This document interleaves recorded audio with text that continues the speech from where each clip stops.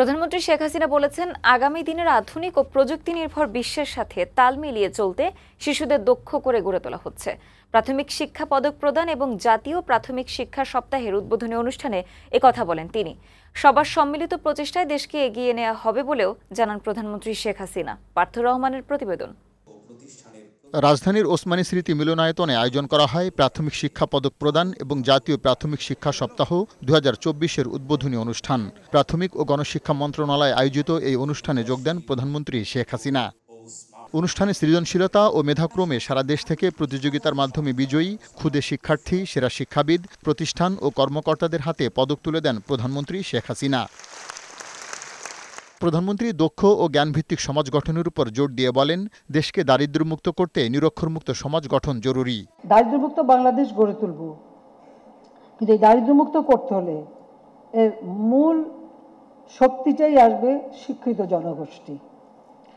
শিক্ষাই দেবে একটা দেশকে দারিদ্র্যমুক্ত করার সব ধরনের সুযোগ। আমরা সেটাই মনে করি। প্রথাগত শিক্ষা ব্যবস্থার পরিবর্তে শিশুরা আনন্দ পায় এমন কারিকুলাম তৈরি করা হচ্ছে বলেও জানান প্রধানমন্ত্রী। শুধু ওই কেতাবি বই পড়ে না, এই ছোট ছোট শিশুদের ভিতরে যে মেধা, মনন, সেগুলো তো আমাদের বের করে আনতে হবে, তাদের সুযোগ দিতে হবে।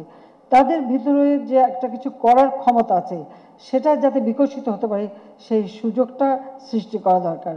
আর সেদিকে লক্ষ্য রেখেই কিন্তু আমরা শিক্ষার কারিকুলাম আধুনিক প্রযুক্তি জ্ঞানের মধ্যে নিয়ে আসছি। তিনি বলেন, আধুনিক বিশ্বের সাথে তাল মিলিয়ে চলতে হবে, সেজন্য শিশুদের এখন থেকেই উপযুক্ত হিসেবে গড়ে তোলা হচ্ছে। এই যে প্রযুক্তি জ্ঞান সম্পন্ন দক্ষ জনশক্তি, এই ছোট্টবেলা থেকেই, শিশুকাল থেকেই ধীরে ধীরে তারা সেইভাবে গড়ে উঠবে, দেশপ্রেমে উদ্বুদ্ধ হবে এবং দেশের উন্নয়নে তাদের চিন্তা ভাবনা, তারা আরো নতুন নতুন উদ্ভাবনী শক্তি দিয়েই দেশকে সামনের দিকে এগিয়ে নিয়ে যাবে, সেটাই আমি চাই। পরে দর্শক সারিতে বসে শিক্ষার্থীদের অংশগ্রহণে সাংস্কৃতিক অনুষ্ঠান উপভোগ করেন প্রধানমন্ত্রী শেখ হাসিনা।